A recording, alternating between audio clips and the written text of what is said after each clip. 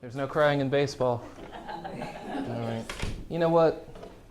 It's okay to have crying in baseball. It's okay to show your emotions. That's what I'm here to talk about today, in fact. Mental Health 101 and how to communicate with folks who are suffering from mental illness.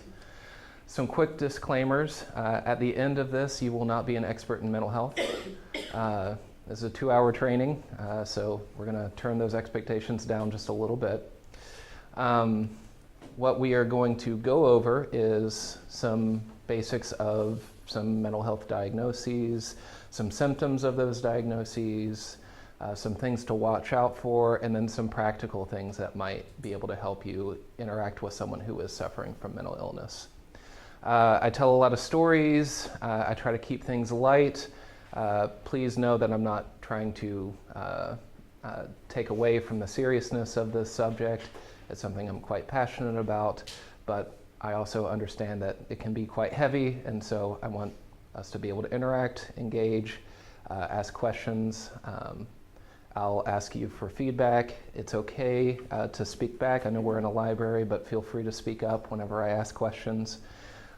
And thank you guys for being here. I'm encouraged by this and I'm honored by it, so thank you guys very much. So I'm Jeremy Miller. I am a licensed professional counselor with a mental health service provider designation.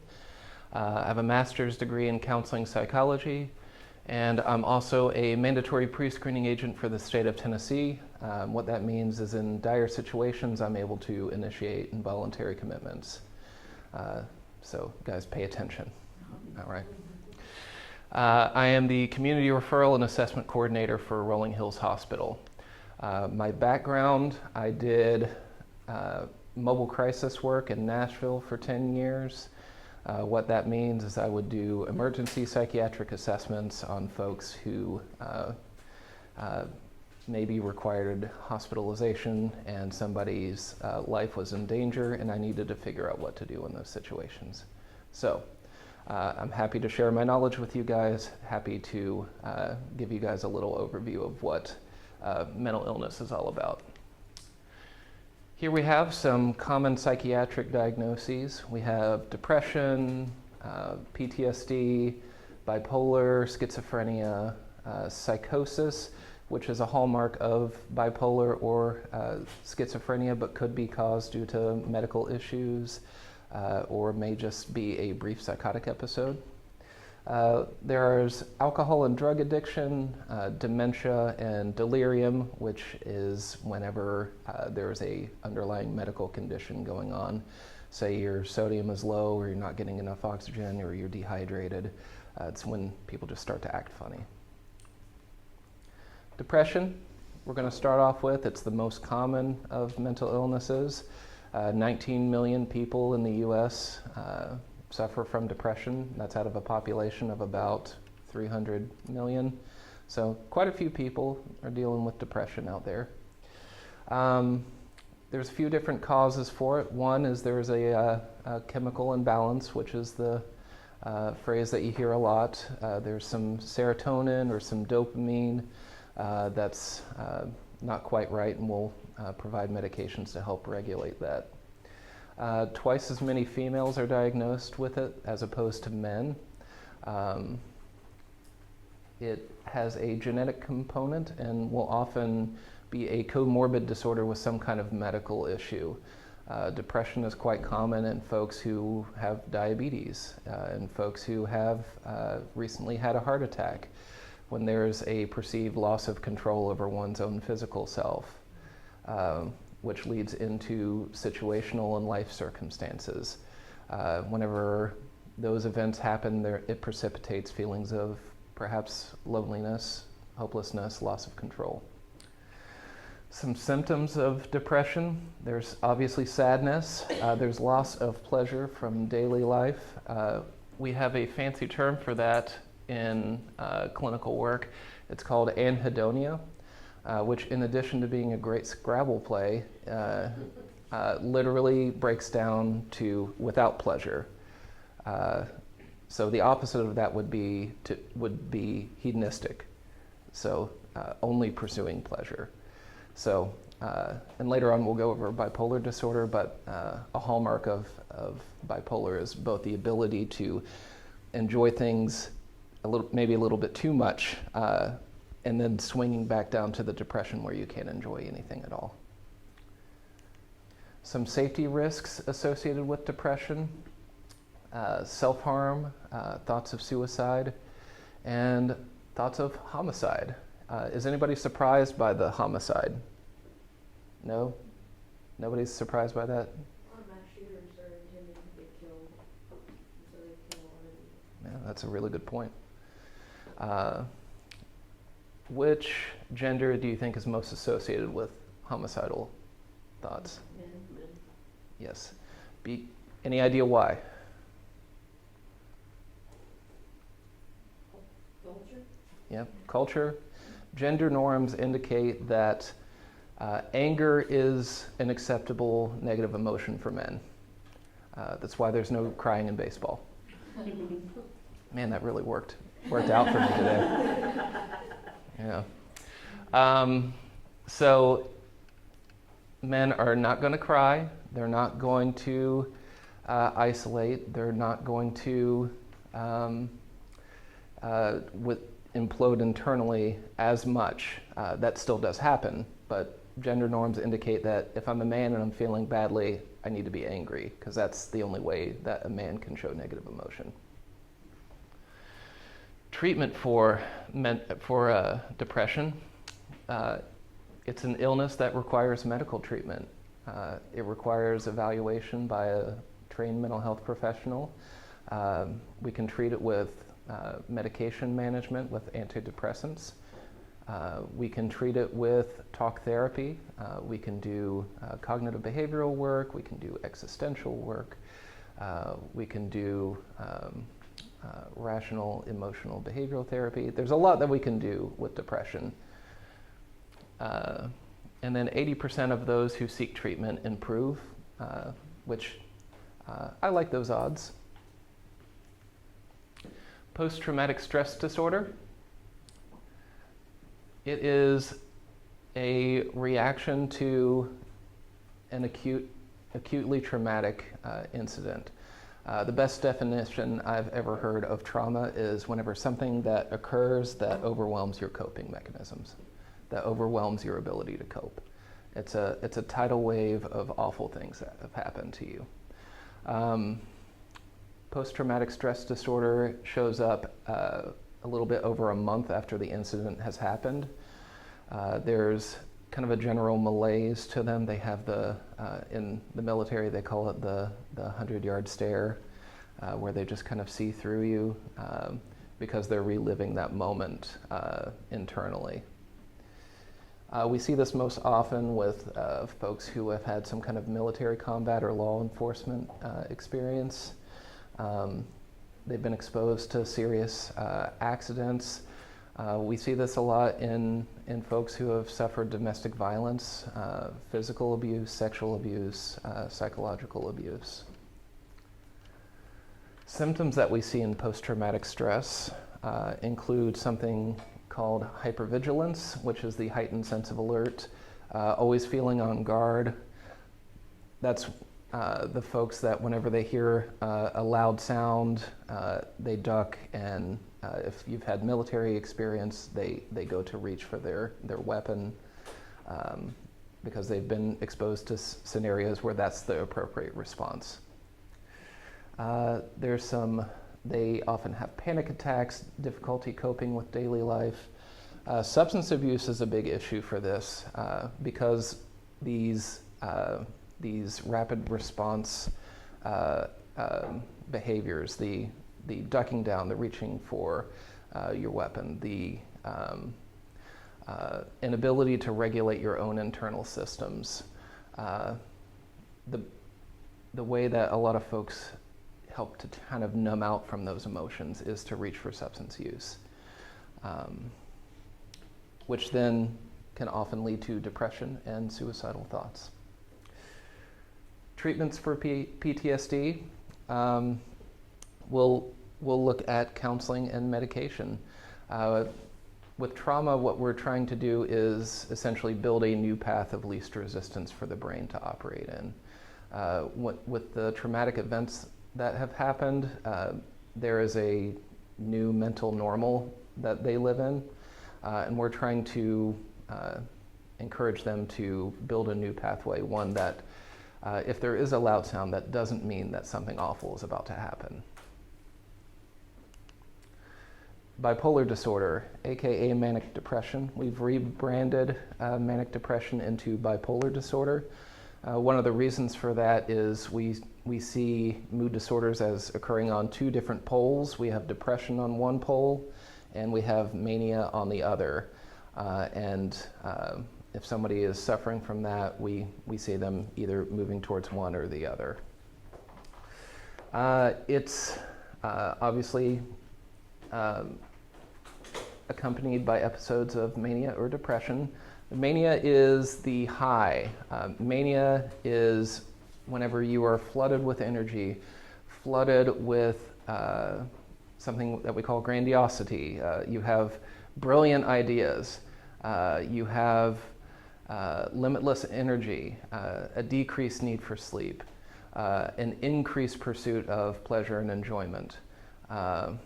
There's oftentimes some impulse control issues, some risk-taking behaviors that accompany this. You're going to start 6 businesses by the end of this week. And this is a real story, you're going to put on a tutu and face paint and try to lead a revolution. That is something that will sometimes accompany mania. There's a genetic, the genetic link isn't exactly clear, but we see that 80% of folks have a genetic link. So we have some correlational, but not necessarily causational research on that. In terms of symptoms, we went over that a little bit, but the safety risks include suicidal behavior and the reckless self-endangerment. If I'm going to start 6 businesses by the end of the week, maybe I need to drive a little bit faster to get all the things done. And then the suicidal behavior, what we really see with that is during the manic episodes, maybe after you come down into the depression, you remember that I put on the face paint and the tutu and I tried to lead a revolution, and man, that was really embarrassing. And I burned a lot of bridges whenever I did that. I'm feeling a little alone, a little isolated. I feel like I made things worse, and I don't feel like I really belong here. So that informs some potential thoughts of suicide. Treatment for bipolar disorder, we're looking at medication, usually treated with mood stabilizers. What's particularly tricky with bipolar disorder is the medication treatment is to have you regulated between the poles to where you're feeling medium.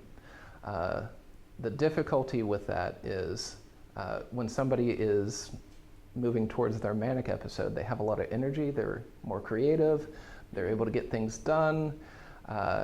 It's a great feeling until it gets to the full-blown mania episode.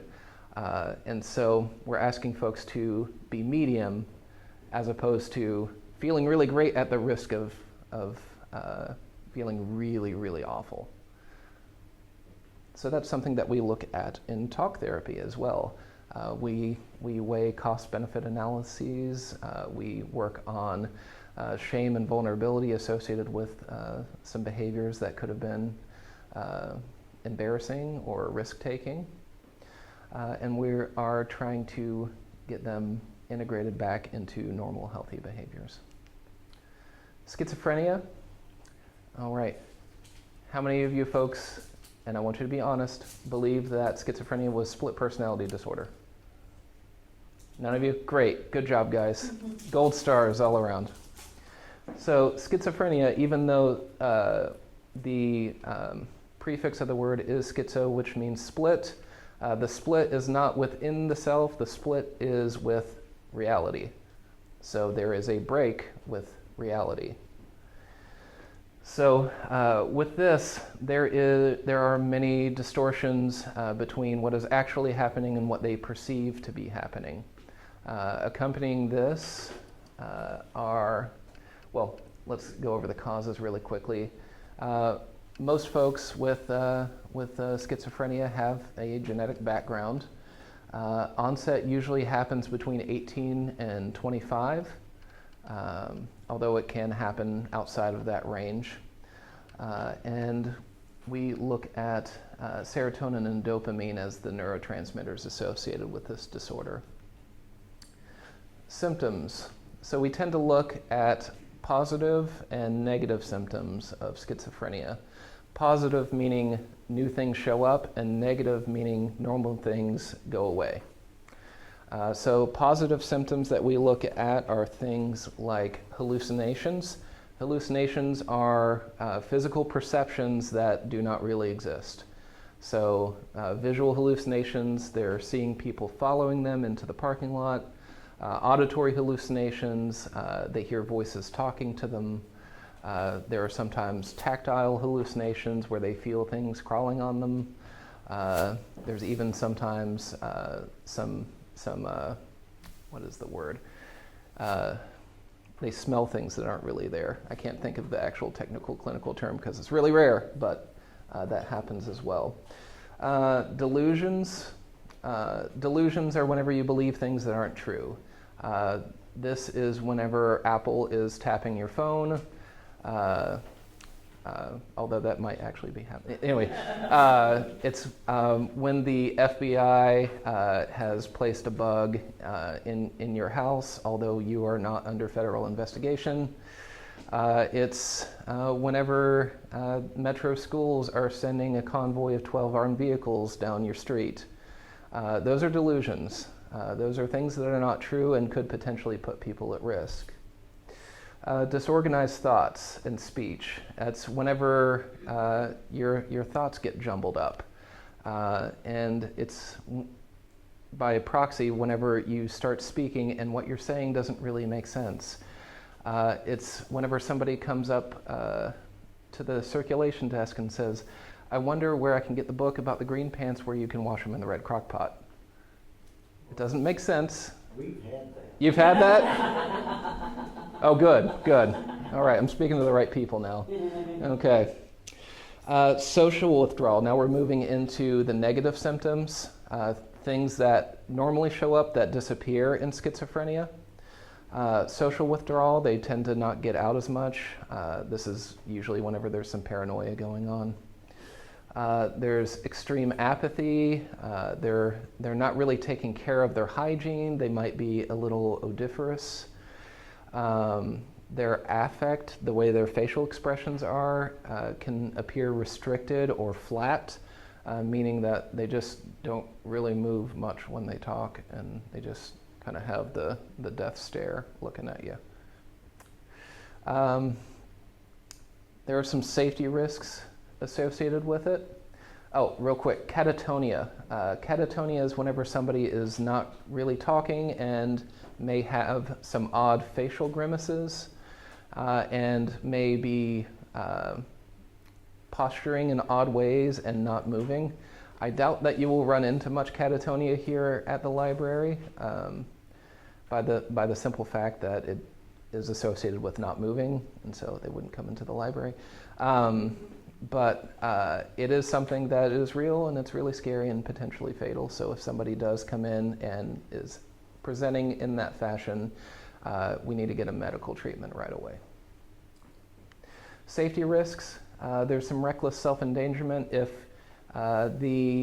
Metro Schools is sending a convoy of armed vehicles down your street and the police are laughing off your reports, then I might need to take action into my own hands. Suicide, whenever you come out of the psychotic state, whenever you realize that, oh gosh, I believed all these things and I really embarrassed myself and I burned a lot of bridges, much like with bipolar disorder. I made things worse, I don't really fit in. I'm a burden on people, leads to thoughts of suicide. And the homicidal behavior kind of plays into what I was talking about earlier. If you feel like people are after you and trying to hurt you, you might do something to try to protect yourself. Treatment for it, really the trick with schizophrenia and psychosis in general, It's not really our position to challenge that reality because it's real to them. Just like if I were to come up to one of you and say, this place is a gymnasium, I would be incorrect. Or if you were to say to me that this place is a gymnasium, I would say, okay, tell me what it looks like. Tell me a little bit more about that. Just kind of have them paint their reality for you, and then say, you know what, I'm concerned for you. I wonder if we can get you to somebody to talk through this, especially if there's some fear or paranoia associated with it, or if you feel like there might be a risk of them making a decision that would put themselves or somebody else in harm's way. Medications, we do daily oral medications or weeks-long injections. Weeks-long injections tend to be preferable by the simple fact that you get one injection for 2 weeks and you come into the office and we know that you are on your medication and when you're not on your medication. Case management and housing and crisis services are really essential for this. Whenever your reality is at odds with actual reality, you're going to need some help getting through your day-to-day. Psychosis is related to bipolar and schizophrenia, but can occur on its own and not develop into one or the other. A lot of times it can be as a result of a medical condition or extreme trauma. The treatment for this is we just need to assess it, treat it, and hopefully it can resolve on its own. Dementia or Alzheimer's disease, does everybody know or have had experience with somebody with dementia or Alzheimer's? There's cognitive issues, there's difficulty remembering, there's initially some mild forgetfulness, but then it causes later on some personality or behavior changes, may lead to aggression, may lead to somebody showing up at the library not knowing their name and not knowing where they live. Safety risks for this are obviously violence. If somebody is in their state of not remembering and feels like they might be in danger, they might react violently. Something to keep in mind, especially with older folks, their peripheral vision gets limited over time. So if you were to take your hands and put them on the side of your face, that's their peripheral vision. So a rule of thumb, if somebody looks confused and is older, it's best to get into their line of sight first before approaching them, as opposed to coming up from the side and popping up on them, because their peripheral vision is not as good as you. They don't see you until the last minute, and I've seen people get popped by old ladies that way, and I don't want it to happen to you. So just quick rule of thumb, approach, be helpful, be kind, compassionate, calm, be a librarian. Delirium. Delirium is confusion caused by a medical condition, which is dehydration, low sodium. It's a medical emergency. It's whenever things are shutting down because the body's not getting something that it needs. Signs include confusion, agitation, and can be as a result of urinary tract infection, sepsis. This person needs medical treatment immediately. Alcohol or drug addiction. Do you guys have patrons who come in who struggle with that, at least that you have knowledge of? I'm sure we do. Okay, yeah.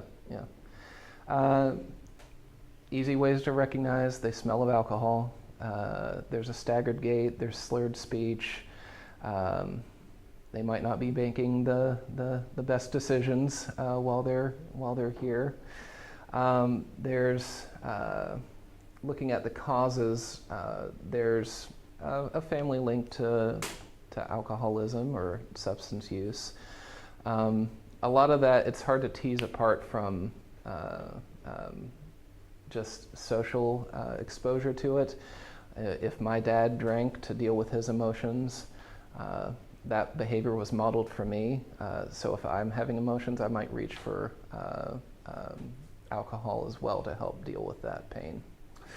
And then symptoms, we're looking at impaired control to use despite psychological, relational, academic, vocational consequences. Preoccupation with obtaining, buying, purchasing drugs. Distortions in thinking, including denial. I know that I drink 6 pints, that's way too much. I know that I drink 2 pints a day, but I really don't have an issue with alcohol. I can put it down anytime. A drastic change in personality when intoxicated, such as angry or violent, or blackouts. Safety risks are operating a motor vehicle, obviously. Suicidal or homicidal behaviors. If I can't quit drinking and I keep causing my family stress and pain, I will start to believe that I'm never going to get better. I'm going to keep making things worse. I'm going to keep being a problem. And then there's also medical issues associated with alcohol use. Cirrhosis, liver failure. If somebody is not properly treated for alcohol detox, it could potentially be fatal. Which is why under treatment we are looking at medical detoxification. So alcohol and benzodiazepines, these are things like Xanax, Valium, Ativan, Klonopin. If you are not detoxed properly off of these things, it could lead to seizures, high blood pressure, stroke, and heart attack, all the things none of us want.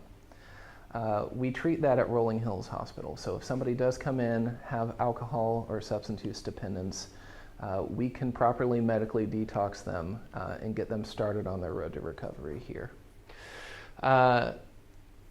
Associated with a lot of substance use is an underlying mental health disorder. Like I said earlier, people reach for substance use or reach for substances to help deal with the emotions. It's called self-medication. And like I told somebody just yesterday, alcohol is a really great way to manage your emotions until it's really not. It's just really not at that point. Then it becomes a problem in its own right. Other treatments involve going to AA or NA meetings, getting a peer support group around you, other people who have gone through that journey of recovery, folks that can relate to your situation. Kind of gives you a place to belong, kind of gives you a roadmap and how to get better because other people have done it as well. All right, I'm going to talk about suicide now. This is something that I've studied a lot about. Suicide prevention is one of my greatest passions. I can talk about this for quite a long time, but I'll try to keep it short today. This is as of 2014. There were over 38,000 suicide deaths in the US. That's gone up to 43,000 in more recent years. It is the 10th leading cause of death for all ages, and suicide rates are likely not the real number of suicides. Any idea why that might be the case? Why there might be an underreporting of suicide? Well, people don't want other people to think that person killed themselves. Right. Or, I mean, it's kind of a stigma thing. It is a stigma thing, yeah. Any other ideas? That's the big one, I'm thinking. I'm not trying to say that. Oh, I know. Okay, all right, yeah, go ahead. Or we might not even know that they're suicidal. Right, yeah, Not just their families covering up if they die somewhere and they're not found. yeah, Or it's questionable circumstances, it's not reported, or Yeah. ruled as a suicide. yeah. If somebody has an opioid issue and they overdosed on heroin, and it could have been a suicide or it could have been a drug overdose, people are probably going to lean more towards the accidental overdose. There is a medical examiner in Tennessee who will not rule a death a suicide unless there is a suicide note associated with it. So, Tennessee, guys. So this number is probably much higher. There's more deaths due to suicide than homicide, and suicide and suicidal behavior results in almost a $35 billion cost in work loss and medical issues. In Tennessee, we're a little bit higher than the national average of suicide deaths. In young people, it ranks much higher in causes of death by the simple fact that younger people haven't gotten old enough to suffer from other medical issues. Any idea why Tennessee might be a little higher on the higher than the national average? No wrong answers here. Lack of resources, you got it. People probably don't want to talk about it too, like Nope. kids or young people. Yep. Suicide's scary. Yeah. So there's not a lot of access to healthcare or mental health care, but what is there access to, especially in rural areas? Guns. Guns. Guns. Yep. What else? Alcohol. Opioids. There's a lot of access to lethal means, but not a lot of access to healthcare, especially in more rural communities. So when we see those two things paired, we see suicide rates go up. And associated with best practice, if somebody comes into Rolling Hills or comes into even one of our outpatient programs, one of the first things that we do when they come in is we investigate their access to lethal means. By the simple fact that if somebody has a firearm, they are at increased risk of suicide. And if somebody is to attempt suicide by firearm, the lethality rate is between 85 and 90%. So firearms are a big deal. If somebody's having thoughts of suicide, we want those to be out of the house or be removed from immediate access. We're looking at overall risk factors. If somebody has had a previous suicide attempt, my abnormal psychology professor always said the best predictor of future behavior is? Past tense. Good job. It's just like a chorus. A history of depression or other mental illness that results in social problems, relationship problems, potential bridge burnings, potential isolation, potential feelings of burdensomeness, which all leads to risk of suicide. The two things that most inform suicidal behavior are perceived burdensomeness and thwarted belongingness, which are really egg-headed terms for I don't belong and I make things worse. Those are the two things that we really look at in terms of is this person really suffering, really in pain, really considering thoughts of suicide. A family history of suicide or violence. Again, if my uncle died by suicide when things got too much, I saw that behavior modeled as a way to get rid of the pain that he was experiencing. So I might look at that as a viable option for myself. Physical illness, if I've been diagnosed with Parkinson's, dementia, even insulin-dependent diabetes, I don't want to have to deal with all that, and I don't want to be a burden on my family. And then life circumstances. My wife left me, took the kids, lost my job. My identity is somehow fractured or lost completely. All right. So 80% of folks show some kind of sign that they're thinking about suicide. People talk about suicide when they're thinking about it.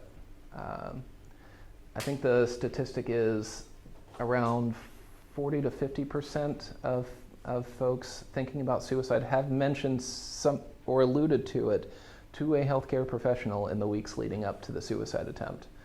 So you guys, if you're not comfortable asking the thoughts of suicide, you're in a lot of good company. Even healthcare professionals struggle with asking the question. Warning signs are verbal threats, expressing hopelessness, worthlessness, I don't belong, I make things worse, my family would be better off without me, things like that. Previous attempts that we went over already, daring or risk-taking behaviors. I don't want to kill myself, I just wanted to drive 100 on the interstate and see what happened. Personality changes or depression, if somebody is isolating a lot more, giving away of important possessions, or lack of interest in the future. If somebody, especially a younger person, is checking out a lot of books about estate planning, maybe just say, hey, how are you doing today? Don't necessarily address that head on, but just check in with them and see how they're doing. Immediate risk for suicide includes someone just saying, I'm thinking about killing myself, or I don't want to be here anymore. They're looking for means to harm themselves. If they're stockpiling medications, if you know that they have no interest in owning firearms, and all of a sudden they have a lot of interest in purchasing a firearm, that's concerning. Verbalizing hopelessness, worthlessness, or there's some situational triggering event that happens. So in terms of what you guys can do in your professional role to work with folks who might be having thoughts of suicide, I anticipate there hasn't been a situation where you've had to have this conversation here. Is that correct? Okay. All right. So in the what seems like unlikely event that it were to come up that you might have to have a conversation with that, I want to tell you a quick story about Kevin Hines, who is a survivor of suicide, meaning that he attempted suicide and then lived. He jumped off the Golden Gate Bridge and survived. And he tells the story leading up to his suicide attempt. He had relapse, he had gone off of his medications, and he was going through some manic episodes, some depressive episodes, and he resolved it to himself that I'm going to end my life, but if just one person stops and asks if I'm okay or asks how I'm doing, I won't do it. So he goes downstairs to his adoptive father and says, Dad, I love you. I thank you for what you've done in my life, and I really appreciate you. And his dad says, well, thank you very much. Love you, son. And so then he gets on the bus, reiterates to himself, if just one person stops and asks if I'm all right or asks if I'm okay, then I won't do it. Nobody's talking to him. He starts to get really upset. He starts to become tearful. At this point, some teenagers start to point and poke fun at him. The bus finally makes it to the stop right in front of the Golden Gate Bridge. He gets off. He starts to walk up the bridge, again reiterating to himself, if just one person stops and asks me if I'm okay, I won't do it. He gets to the point at which he will jump off. And then finally somebody taps him on the shoulder, and he turns around, still visibly distraught, and the person says, I wonder, could you take my picture? And so he obliges, he takes the picture, he gives them the camera back, and he waits until they're out of eye line. He then runs, jumps, and he says the moment that his hands left the railing, he knew he wanted to live. The moment he was past the point of no return was the moment that he realized that he had made a mistake, and he wanted more than anything to be able to take that back. He survived. He suffered numerous physical injuries, and now he tells that story to let people know, to be just that one extra layer of support. And his story is not uncommon. In research done with survivors of suicide, they say, yes, of course, if there was one more person that checked on me, there was one more person that stopped to ask if I was okay, there was just one more person who even seemed like they might care about me, I wouldn't have done that. So all that to say, if somebody appears visibly distraught, if somebody presents with some kind of concerning behavior, I want you to trust your gut and just ask how that person is doing, because that might be life-changing and life-saving. Go for it. So, you're giving us people here that have not asked for help and this Mhm. gentleman didn't. Yeah. Nor did he say to Mhm. somebody, I'm thinking about killing myself. Mhm. Okay, so that's one layer of people. Yeah. How about, like your little square up here says, Mhm. what would you do if I told you I wanted to die? Would you Yeah. say that most of those people want to be talked out of it? Mhm. Okay, so suicide is about pain relief. It's how do I make the pain go away? And what happens in depression is that our horse blinders go on us and we can't see other options for pain relief. And then we get tunnel vision on the pain's never going to go away, things are never going to get better, I'm always going to be a burden, I'm never going to fit in, I might as well just die. That being said, there's still part of your brain that's saying, no, no, no, no, we need to live, we need to survive. The limbic part of your brain is saying, actually, we might want to live here. There might be some other options. And your brain is literally at war with itself in those moments. And what we can do to shift the balance is offer that extra layer of support and ask, how are you doing? Oh, go ahead. But what would he have said? Would he have said, fine? Or He would have said, I'm afraid I can't speak to what he would have said specifically, but what I've heard said in those moments, or I'm afraid I might do something really stupid, or I'm really upset and I think I need some help.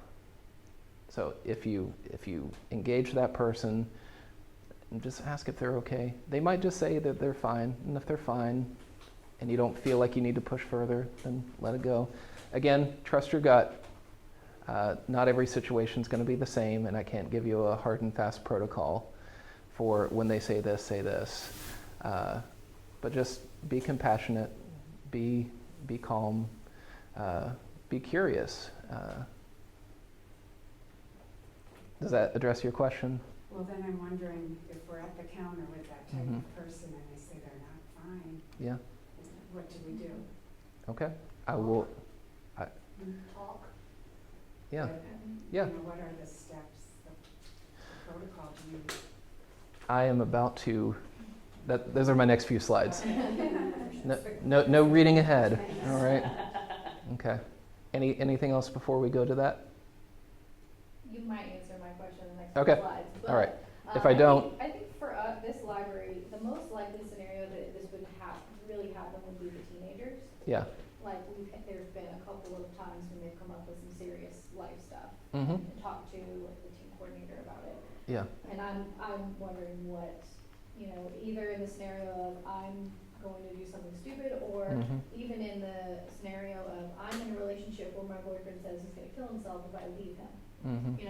What do we tell those kids? The if-then situations. Yeah. So, especially with teenagers, we want to get parents on board as much as we can. I think with that, you hear them out, because if they're telling you that they're thinking these thoughts, then they've identified you as a safe person to share that with. And one of the worst things that you can do in that situation is freak out yourself and then say, I got to go call 911. This is too much. You've burned that bridge now. So hear them out. It's going to be freaky scary. You can freak out on the inside. You can freak out later. I'm going to give you my business card, and here in a little bit you can call me and freak out on me. That's fine. Just don't freak out on the kid. Hear them out. What they're dealing with is real. They are in pain. They are suffering. They are making potentially some bad decisions, and there are some cognitive distortions that they are making, i.e., I can't live without this boyfriend. There's a lot of codependent love songs out there. And I will give you some hard and fast rules of thumb in the next few slides. All right. Things not to say. This is my favorite slide. So whenever I would train police officers, one of the exercises that we would do is a reality-based simulation where they would be responding officers to someone who was mentally ill, suicidal, and had a weapon on them. So the officers at the academy would roll up onto the scene. I would play the role of the mentally ill person with a knife. I would yell out, "I want to kill myself." They would say, "No, you have so much to live for." They didn't know that. How could they have known that I actually have things to live for? I would yell back at them and say, "No, I don't. I want to kill myself and I have a knife. How do you not get this?" So what they have done is they have entered into a power struggle. They have challenged my perceived reality. They have said, "Nope, your feelings are invalid. Your beliefs are untrue. You are causing me a headache."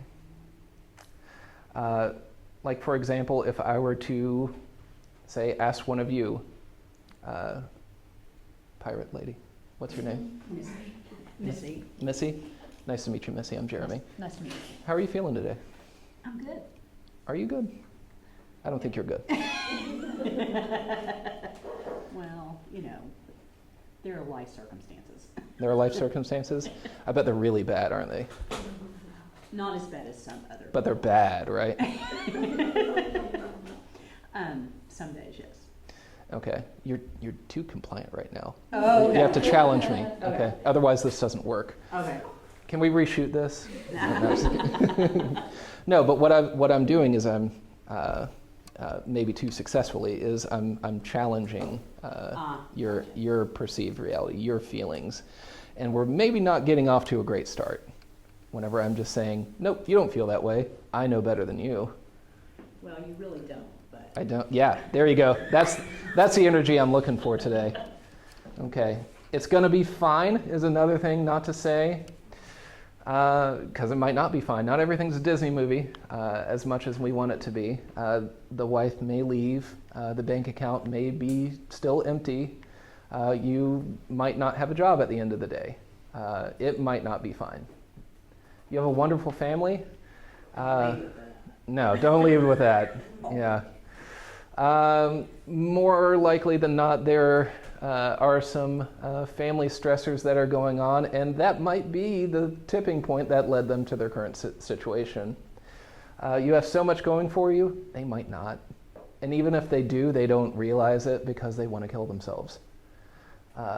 You have a great job and a great house, also might not be true. It won't seem so bad tomorrow. They're not thinking about tomorrow. And don't minimize their feelings. Don't say, "Well, other people have it worse off." Ugh. It makes me cringe. Okay, so that's what not to say. Now, these are some things to do and to say. First, listen, like I was talking about with Miss Raccoon Lady. What's your name? Sarah. Sarah, nice to meet I want to be Miss Raccoon. Miss Raccoon Lady, that will be your name from now on. And Pirate Lady, and Buddy, gotcha. All right, so first, listen. They've identified you as a safe person. They feel safe disclosing this very personal, very scary thought and belief about themselves with you. So hear them out. I'm not putting on you to do therapy with them or to challenge those beliefs or to quote unquote fix them. Just listen. In doing so, you will be able to join them and stand with them shoulder to shoulder as opposed to face to face. And you can join them in getting better. Validate their level of sadness. If they're saying that they want to kill themselves and they list off all the things that are going wrong in their life, you can say, "Man, that sounds really bad." Say that, or you can say, "That really sucks," or "Man, that's a bummer." If bummer is in your vernacular, don't just pull out bummer. If that's unnatural for you, go with what works for you. Reinforce that help is available and demonstrate care and concern. After you've heard them out for a little bit, you can say, "Man, that really sucks. I really want to be able to help you out right now. But at the same time, I'm not exactly sure what to do in this situation, and I'm not exactly sure who to help you, but I do know who might be able to help, and I wonder, will you let me help you? In doing so, you're kind of bridging that gap of vulnerability, and it's going to be a lot better outcome if you can get them to buy into going and getting help. Story behind this is, in my past career, I was a mobile crisis counselor.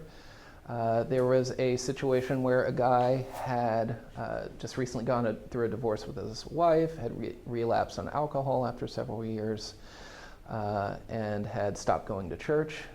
His friend went over to his house to check on him, went into the house rather, saw that there were 3 empty bottles of Jack Daniel and a single bullet on his mantle, pointing at him, who was sitting in his recliner passed out with an unloaded firearm. Friend thought, this is not good. He steps out and he calls the police. Police show up.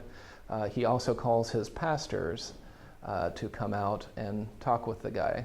At this point, I've been called to come out and do a mobile mental health assessment. By the time I get there, situation hasn't really changed much. He's still, he's upset and agitated, but also minimizing. I'm hearing him out. I'm hearing the bad things that are going on in his life, but he's still minimizing and pushing away. The collateral information, the scene is still not looking good, but we're being persistent. We're hanging in there. We're asking important questions. Finally, he says, "I'm fine. You can leave. I'm not going to do anything. I don't know why you guys all came out here." And finally, at a certain point, his pastor looks at him and says, "Hey, there's a lot that we can do to help you right now, and we're all concerned about you, and we really want you to be able to get some help."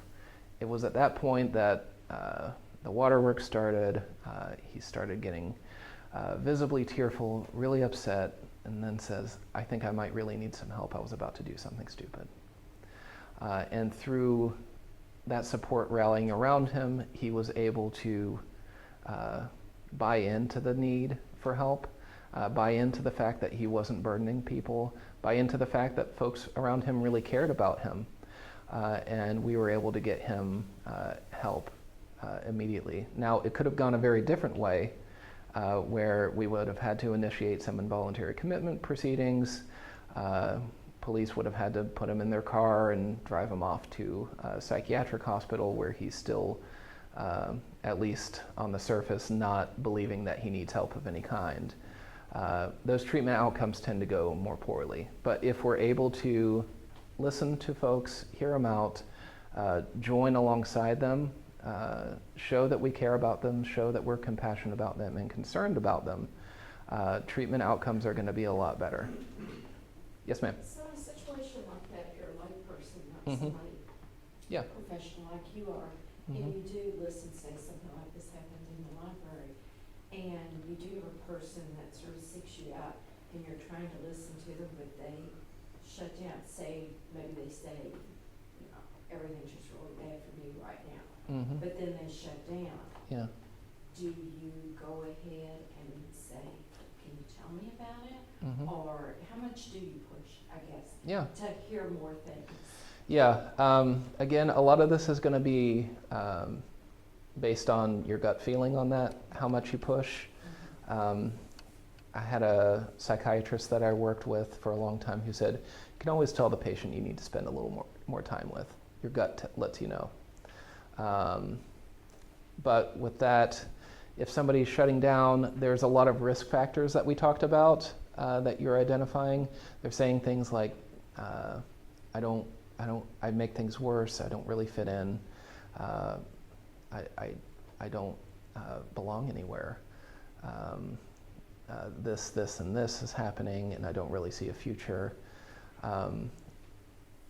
First of all, in terms of asking about suicide, ask the question directly and say, are you having thoughts of suicide, or are you thinking of ending your life? I will say don't ask the question, are you thinking about hurting yourself?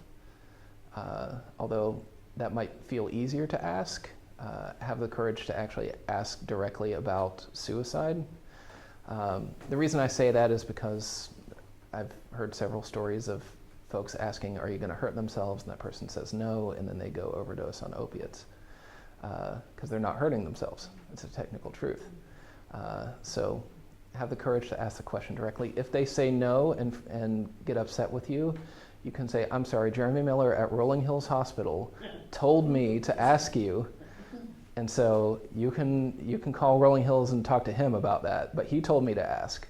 But if, in all seriousness, you can say, I'm sorry, there was just some things that were concerning, and I wanted to let you know that we could talk about that if that's what was going on. To where if later on down the road, if it does get to that point, they've identified you as a safe person that they can reach out to. Does that answer your question? Okay. I would say I was a little reluctant there because I wouldn't want to push Mm-hmm. for more information, thinking that even though I wanted to listen to Yeah. her, that it might trigger another type of behavior. I Yeah. think listening is one of our greatest skills. Yeah.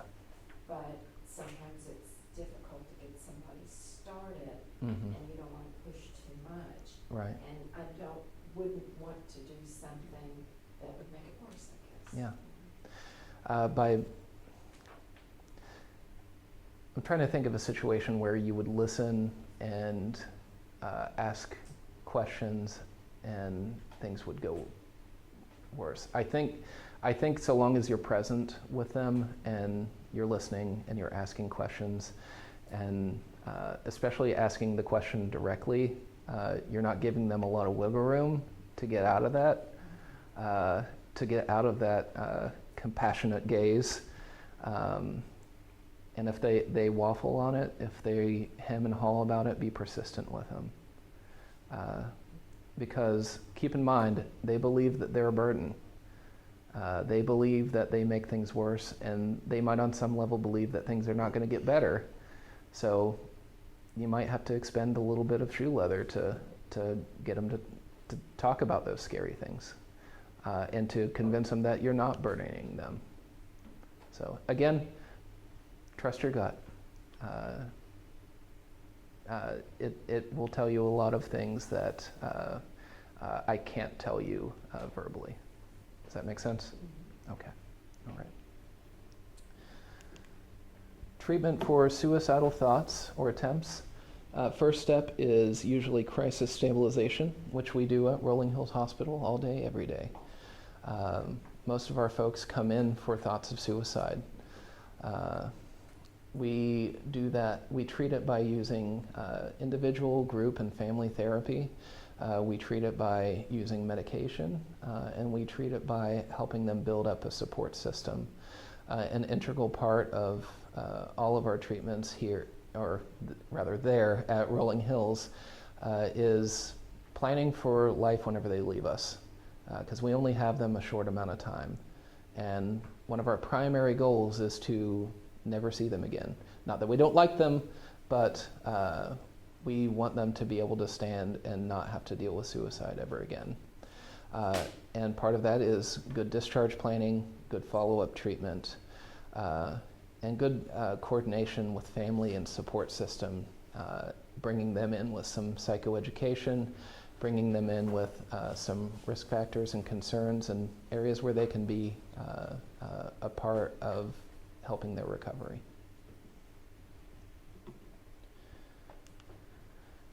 Concerns for library patrons. Now we're going to get more into some practical day-to-day things. Well, first of all, before I go over this, what kind of mental health issues do you guys deal with on a day-to-day here? Personality disorders? We're not talking about sex. Nice. Okay. We deal with some people who are really going through some depression. Yeah. Yeah. Mm-hmm. Yeah. Could you tell me a little bit about what those interactions are like? There's a couple of people that come to mind, and you can tell that they're really lonely. Mm-hmm. They wanna talk to somebody, Yeah. and they're looking for someone who will just listen to them Mm-hmm. and, have some brief friendly interaction. Yeah. And they come here regularly and they need to be recharged every time. Yeah. That makes sense. We have the Heritage right next door and Mhm. some older patrons, and Yeah. a lot of them are just lonely and sad. Yeah. You know, sometimes this is the only outing they get a week, Mm-hmm. and they just want somebody to talk to. Yeah. Are you? That kid here in the summer who yelled at his mom. Yeah, we get some teenagers with some issues as well. Mm-hmm. Okay. All right. I think we have some patrons with, I don't wanna say that it's all paranoia, but something in that strain where they need Yeah. space and they think this person sitting across from them is too close to them. Yeah. Or is watching them, or they report other patrons, so I guess it's like a sense of paranoia. Mm-hmm. Yeah, there's a fear that that person is out to get them in one way or another, or some. They're using their computer. They're using their computer. Gotcha. They've hacked into that computer. Well, no, that's the computer they want, see. That's the computer they Oh, See, oh, this is the computer okay. they like to use, that somebody's sitting at. Oh, home. it's a lower tech delusion. Gotcha. Okay. All right. Well, you have to consider too, a lot of people that come here, this is a free public library. It is. And they do not have resources, meaning monetary resources, or Mm-hmm. maybe even actual physical resources, Yeah. people that they can go to or use their money to take care of their problems. But this is a free place, and they're looking for Mhm. answers that they can find here, whereas they don't have the resources to find Yeah. at home, so they want help. Yes. They may not vocalize it, but they start asking you for things, especially when they ask you for things that they could probably find themselves. Mm-hmm. Yeah. Well, there was a podcast that This American Life did about libraries, about how they are the room of requirement. Figure this is the right crowd for Harry Potter references, right? Okay. About how if there is a need from the public, you guys find a way to provide it. And that's, I think, part of why I'm being brought in for mental health training is because people come in with mental health needs. And more than anything, I want to be able to support you guys in helping them get what they need.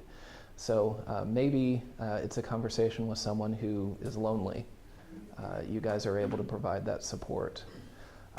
If it's a library patron who needs help looking up something even though they could do it themselves, but they just want that extra company, you guys are able to provide that. Now, if it's ever beyond your scope or you feel like you're out of your depth, I want you to know that I'm here to support that in so much as I'm able to. And if for whatever reason I'm not available, I have our admissions number down on the sheet that I handed out. We're there 24/7. So concerns for a library patron, reading selections that are worrisome.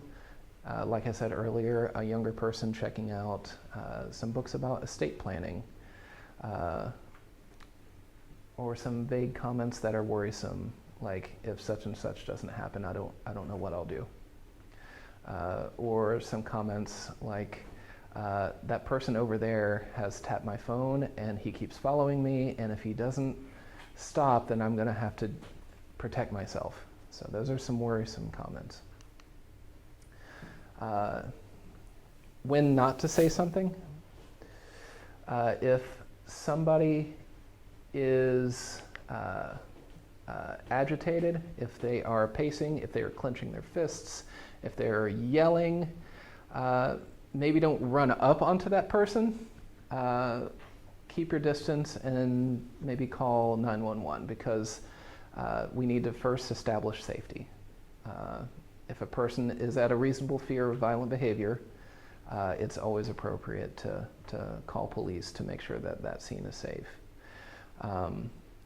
unfortunately, there is not a resource to main safety that does not come with a badge and gun. I wish that there was. I wish that there was a special forces mental health team that would respond in those situations. But unfortunately, to be able to make sure that library patrons are safe and you're safe, police is there to serve that need. Now, if somebody is calm, quiet, sad, withdrawn, not verbally aggressive or agitated, but appears to maybe be anxious or appears to be upset, maybe that's a time to check in with that person. There are some different stages of behavior escalation. If somebody comes in and is anxious, our stance should be supportive. We should be looking to what is it that you need? What need can I meet in this situation? If they then become defensive and say, you don't really want to help me, nobody really wants to help me, that's the time to get directive and say, I'm really sorry that you feel that way, sir, but our policy is that you can't sleep on the library tables. So that's whenever you become directive and clear. If it then escalates from that point to raised voices, reasonable fear of violent behavior, that's when police get called for safety. All right, what to say? We want to communicate dignity, respect, and privacy. Treat them like a person. Treat people. I don't have to say this to library staff. I feel like you guys have this down. Ask questions. Are you okay? Do you need anything? Could I help you with something? That's just practice good customer service. Offer support, but also work within your ability. Like I said earlier, you're not here to quote unquote fix people, but offer support that is within your scope. And then offer access to resources. If somebody needs help with housing, shelter, food, paying their light bill, there is a resource called 211 that you can call, and it's a database for those resources here in Middle Tennessee. So 211, write that down in your copybook now. When to seek outside help, we've already kind of talked about this a little bit, but if somebody's agitated, pacing, clenching their fist, yelling, screaming, behaving bizarrely, these are times to call 911 or call police. So the etiology of a crisis, how does it develop? So if there's an underlying mental illness, maybe they're having a psychotic episode, or maybe they're intoxicated, maybe they've had a lot to drink and library seemed like a good place to go. There's fear, anxiety, confusion, there may be upset about something when they come in here. There's a feeling of overwhelmed. Something that we see a lot in autism spectrum disorder is over or under stimulation, might cause an acting out behavior. If somebody's tired, if somebody is homeless or doesn't have good quality shelter, they might come in here, they might be grumpy. Some people are just angry. They're just grumpy people, and we can pathologize that all we want, but sometimes we can't, and they're just grumpy people.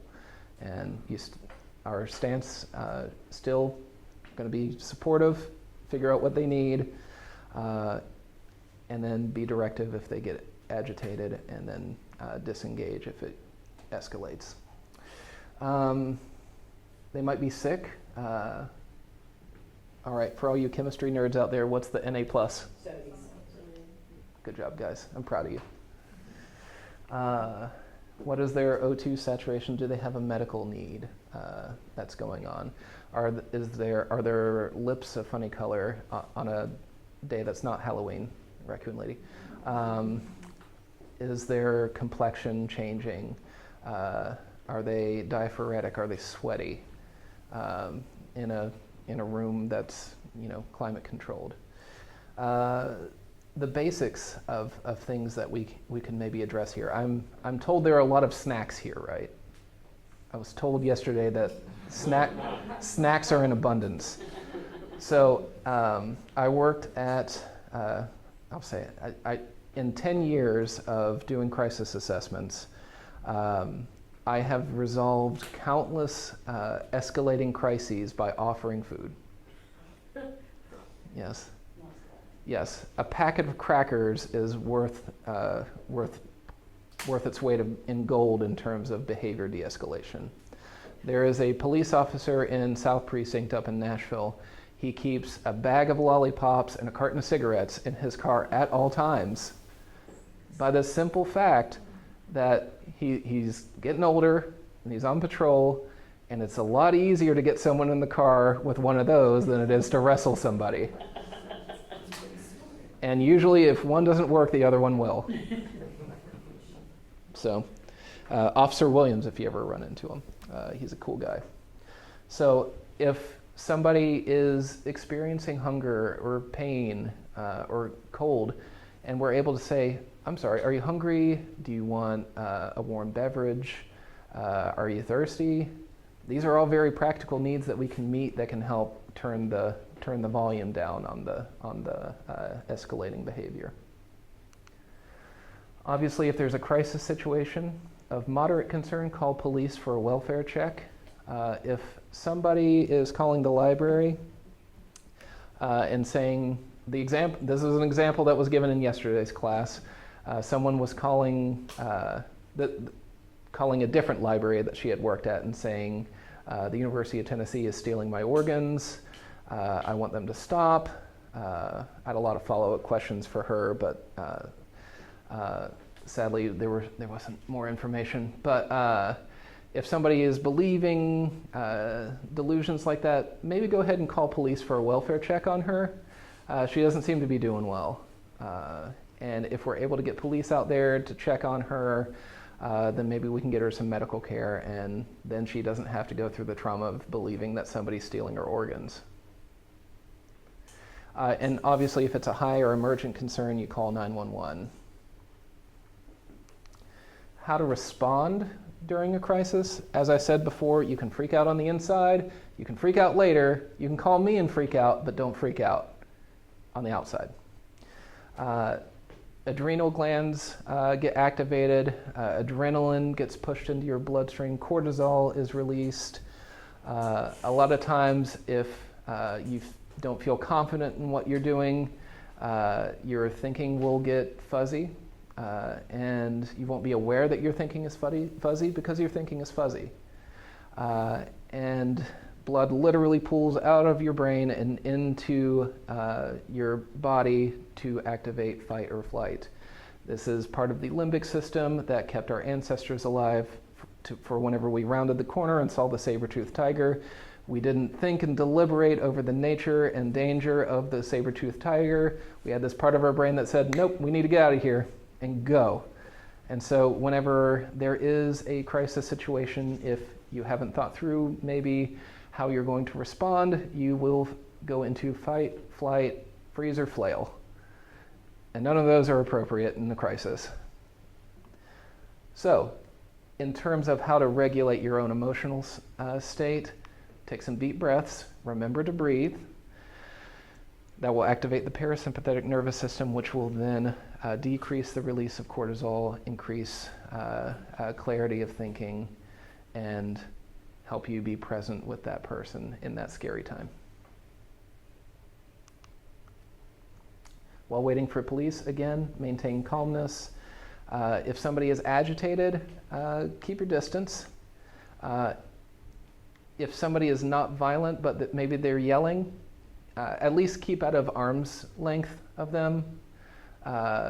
It's ideal if you can have a couple of people working with him, talking with him, and if it's in a particular part of the library, have some support staff kind of form a perimeter and keep people away from that area so as to minimize any exposure to that. Oh, yeah, keep others away. Minimize interaction. Be calm, use a low voice, and do not make demands. If you are calm and cooperative and listening and supportive, then they have no reason to be angry at you. You're taking away their arguments to be angry at you one by one. They will look to you and say, oh, that person's mood is regulated. Maybe I can be that way too. A homeless person seeking shelter. Do you have folks that come up to you asking for shelter or asking for housing resources? They may not ask, but they come. Okay, yeah. If somebody needs resources, again, use 211 to be able to support that. I feel like you guys already sort of have this down. Be calm, cooperative, helpful, and compromise as feasible. Lastly, I wanted to talk about the resources that are available whenever you are out of your depth. I'll go ahead and pass out my card so that you guys have it. As I said at the beginning, you're not going to know everything about mental health based on this short presentation, but I did want to be able to give you some rules of thumb and some things to look at and things that you might be able to address in your capacity. If ever you're out of your depth, or ever there's a crisis, or ever there's a mental health need that might need to be met that's beyond your depth, feel free to give me a call or the hospital a call. We're here to support you in your mission to be able to provide information in a room of requirement to the Brentwood area. Any questions before we close? I have one. Yes, ma'am. When you call 311, who you calling? Great question. Last I checked, you are calling Family and Children's Service, who operates the database out of Nashville. What happens is you call in, they answer the phone, they ask you your zip code, they'll put that in, then they'll ask what need you're looking for, and then they will break it down by resources that way. Mm-hmm. Any other questions? Raccoon Lady. Back at the teen scenario, if a teen is sitting with us and saying, you know, I want everything to end or whatever, Mhm. what are the actual physical next steps we would take? Sure. I know you said get the parents involved, but what if the parents are part of the problem? Okay. The perceived problem? Yeah. So regardless, with them being a minor, we still have to get parents on board for that. If there's an issue of abuse, that's a different story. Have you guys gone through mandatory reporting training? Okay. All right. If there's verbalized abuse, you can make an anonymous report to DCS here in Tennessee. You can do that online, or there's a hotline that you can call. I don't know it offhand, but you can Google DCS abuse reporting. Do you want to give that kid a number to like a suicide helpline? Or The best thing to do is to get parents involved and make sure that the kid actually does go to get assessed somewhere. There is a possibility that a mobile responder could respond to the library to deal with that issue, and that would be youth villages for Williamson County area. Still, it's going to be best to get parents involved with that situation, even if they are part of the problem. They are still under the guardianship of that parent, and for the most part, they still have to make treatment decisions for that kid. I know some of the teens we don't necessarily know who their parents are, they just come to Mhm. programs from, Yeah. the Y after school or whatever. Yeah. Would we try to convince the teen to give us their parents' information? So, yes, but you'd have to be careful with that. So you would want to listen, you would want to join, you would want to say, can I get you some help, or would you let me help you? Something to that effect. Say, well, the next step of this process is we have to get parents involved because ultimately they're going to be you're still under their guardianship, and so we need to get them looped into the situation. We don't have to tell them specifics. We just need to let them know that we're concerned about you, and that we feel like you might need to get some help. And I heard, I don't know if this is completely true, but I've heard the statistic that Brentwood and Williamson County actually has a high rate of teen suicide. I guess because of, like, I think it's the, you know, the pressure of like all the school stuff, the Yeah. advanced stuff they have to do. Mm-hmm. And what's something we could do in helping teens cope with like their anxiety and their stress? Mm-hmm. So in terms of coping with their anxiety and stress, make this a safe space for them. Let them know that there's not necessarily pressure to achieve or pressure to do. Make sure that it's a safe space from social pressures or social stress, bullying, things like that. Make sure it's a place where they can come and be themselves and be able to express their feelings. Everywhere else it might be stressful for them, but I guess just have an attitude towards them that it's okay for them to be them. Okay. All right. I have a question about. Yes, sir. We had a situation which kind of sparked this idea for the mental health training. And I just am curious what you would do in this situation or what you would suggest doing. We had a patron who, she needed a whole desk to work at, and she Yeah. was asking, or I don't know, I heard from other patrons that she was kind of raising her voice and asking people to leave her desk that she needed. And obviously it's a free public space, she can't claim a table or ask people to move. And she had come up to us at the desk and like wanted us to do something. Mm-hmm. And she's shown some signs of paranoia before. Mm-hmm. And what would you do in that situation where she's upsetting other patrons and they're coming and complaining to us as well? Yeah. How would you de-escalate that whole Okay. situation? So first of all, I have some questions for you. Yes. So what is the policy on table usage? Is there a policy? Okay, you are allotted the space directly in front of where your chair is, Yeah. right? Okay. She was trying to say she had reserved the table. Okay, And we don't And have such a thing. She wanted us That to does not ask the exist. other patrons Understood. to leave the desk that okay, they were sitting at with her. okay. All right, so she is visibly, she's anxious, she's upset. So our first response would be supportive. Even though that might not work out, that's what our first attitude is going to be. Because clearly she's maybe not acting in a rational way. So we say, so what is it that you need? What is it that you're working on? What is it that you would need the whole space for? I'm curious about that. Depending on how that went, which might not go well, and then you then become directive, and she say, no, this is my spot, I reserved it, this is my area, and people keep coming on to it, and if you're not going to, and I want you to go tell those other people to go away. She's moved into the defensive stage, and so then we become directive. And so we say, ma'am, I'm sorry, we don't have reserved table space. I'm afraid that that's just not something that we do here. And this is a space for everybody.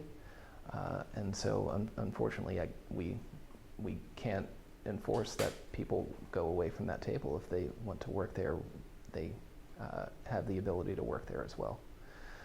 If that then turns into raised voices, screaming, yelling, making of demands, that's when it starts to go beyond the scope of a librarian is able to do. At that point, then you become very directive and say, I'm very sorry. This is our policy. If if we can't come to an agreement on this, then I'll either I'll have to ask you to leave. See, that's one thing. None of us have the authority to tell someone to leave. Okay. So in that situation, there's raised voices. There's there's potentially reasonable fear of violent behavior. I wasn't there at the situation, so I don't know. I don't Okay. think there was. but- Okay. There's a No, I don't think she was violent, but what she Okay. did was she went around to multiple people. Mm-hmm. So like, the first supervisor told her no, and then grabbed a second supervisor to tell her no. And then she walked away from them and came and yelled at me, Mm-hmm.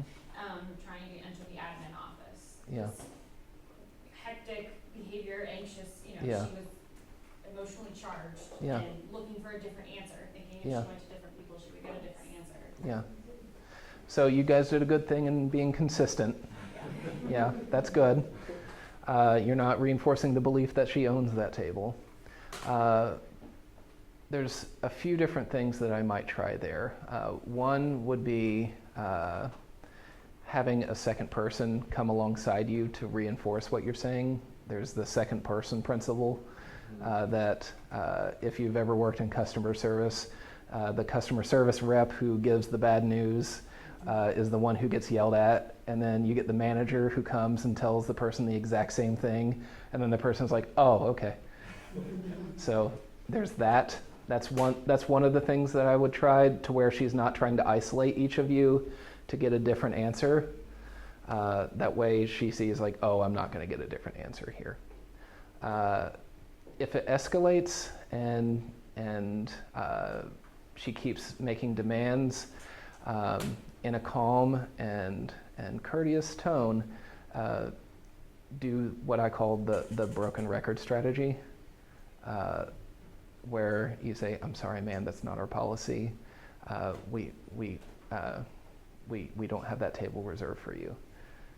Well, I reserve that table and it's my table. I'm sorry, ma'am, that's not our policy. And just continue in that calm, cooperative, directive, a little authoritative voice to let her know that she's not going to get a different outcome, regardless of what she's saying. And hopefully that will turn the volume down on that escalation. Again, if there's ever a fear of violent behavior, call police and have her escorted off the property. If there's a behavioral health concern, if it escalates to the point that there's fear of violence or fear of harm to somebody, then call police. Police can bring them to us to be seen for a mental health evaluation. Does that help address those potential situations? Okay. Would it ever be appropriate in that situation, like Robin just said, her behavior sounded like the toddler, like the behavior going from one person to another? Would it ever make sense to kind of respond in the same way and say, you know, like I would to a toddler, you have two choices. One choice is to sit quietly at your table, or the other choice is I'm going to call the police. Or would that be too aggressive? I think that depends on what stage of defensiveness she's at. If you've exhausted more cooperative options and more compassionate options, then I think that it's in accordance with being directive and being firm but fair with them, and saying, well, you have two choices: to sit there or to share the table, or if you continue to escalate, we'll have to call the police. Those seem like the two outcomes here. Did you say, did she call the police? No, Or I think part of her situation was also her perception of reality.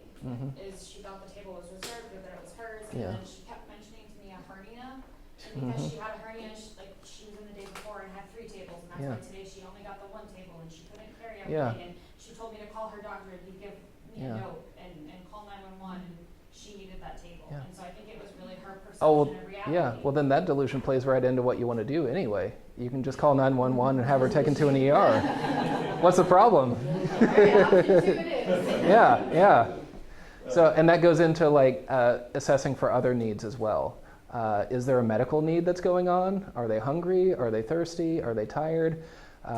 Maybe asking those questions so at least you can buy some time and get her adrenaline to subside a little bit, and so you can have a bit more rational conversation with her. So if any of those things are present, just say, oh, you have a hernia?